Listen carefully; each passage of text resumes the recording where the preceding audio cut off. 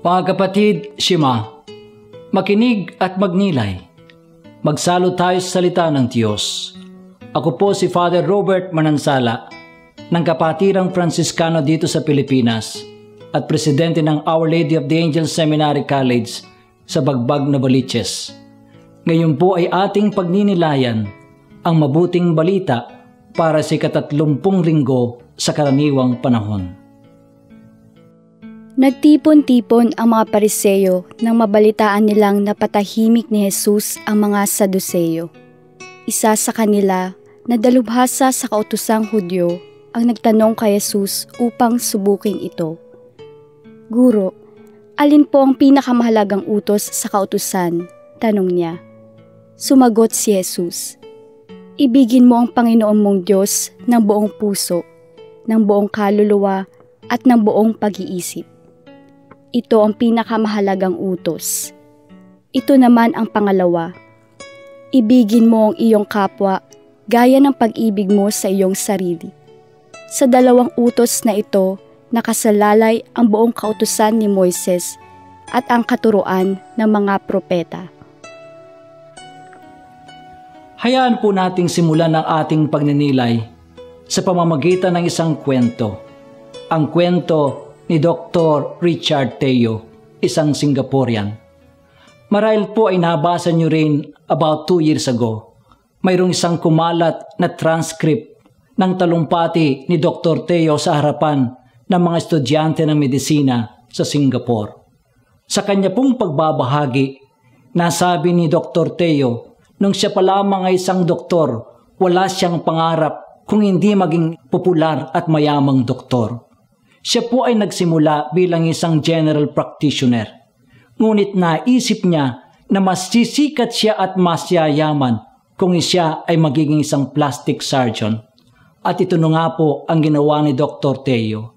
Kaya po sa loob lamang ng ilang taon, siya po ay naging napakasikat na surgeon at naging napakayaman. Ngunit ang nangyari po isang araw ay nalaman niya na mayroon siyang cancer. Kaya ang lahat ng kanyang pinagsikapan at pinaghirapan ay naglahong parang bula at bumagsak na lamang ang kanyang mga hinaharap. Ito nga po ang nakita ni Dr. Teo sa kanyang karanasan, na sa bandang huli, ang kahulugan ng buhay ay hindi sa pagpapayaman o pagiging sikat, kundi sa pagmamahal sa ating Diyos at sa ating kapwa. Bagamat po parang huli na nung nalaman ni Dr. Teo ito, ngunit ito'y nagbigay ng bagong direksyon sa natitira niyang panahon sa kanyang buhay. Kaya nga po sa kanyang pagbabahagi sa mga estudyante ng medisina, sinabi niya na simulan nila ng maayos ang kanilang buhay. Nung siya po ay isang doktor pa lamang, hindi niya makuha ang paghihirap ng ibang tao, lalong-lalo na ang kanyang mga pasyente. Para sa kanya po ang bawat isang pasyenteng nasa kanyang harapan ay isa lamang numero na makakadagdag sa kanyang pagpapayaman. Hindi niya rin po makita ang paghihirap ng kanyang kapwa kung hindi dumating ang pagkakataon nung siya nga ay nagkasakit ng cancer. Maalala po ni Dr. Teo ang isang kaklase niya sa medisina na nangangalang Jennifer.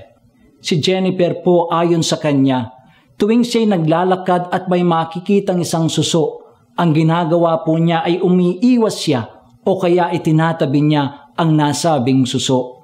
Hindi po ito maintindihan ni Dr. Teo. Isa lamang itong suso at karapat-dapat lamang natapakan ito dahil siya ay nakakahadlang sa kanyang paglalakad.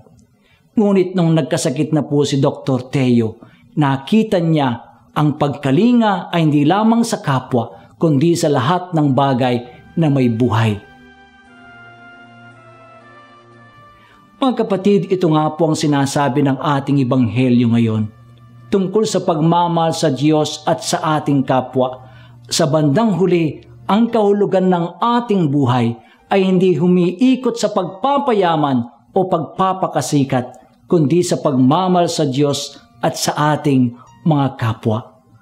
Ang turo po tungkol sa pagmamahal sa Diyos ay makikita natin sa aklat ng Deuteronomiko.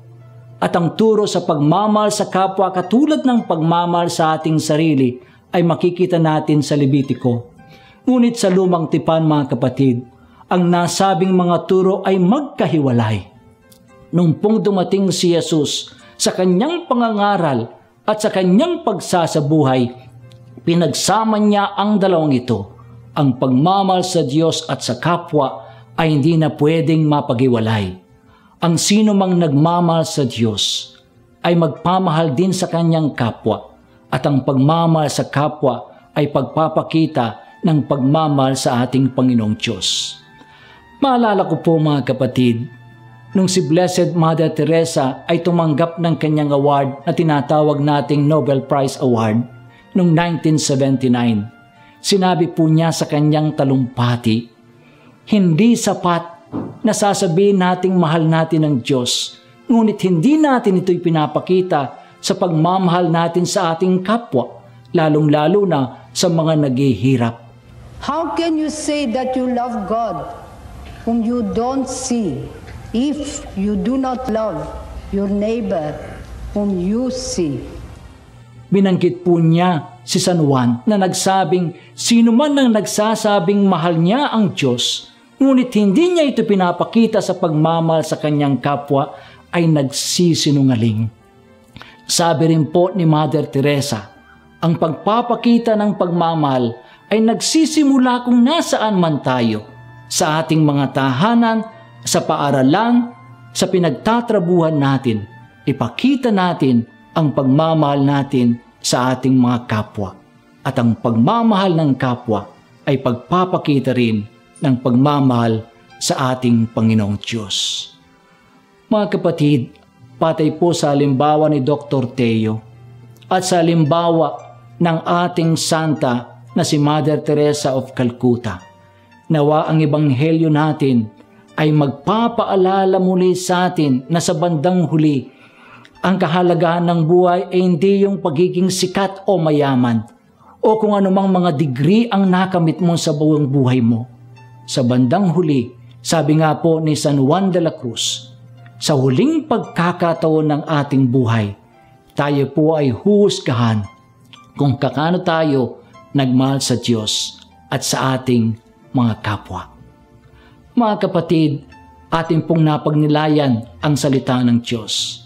Muli po ito si Father Robert Manansala na muling nagpapaalala sa atin, huwag tayong maging tagapakinig lamang ng salita ng Diyos. Isabuhay po natin ito at ibahagi natin sa ating mga kapwa.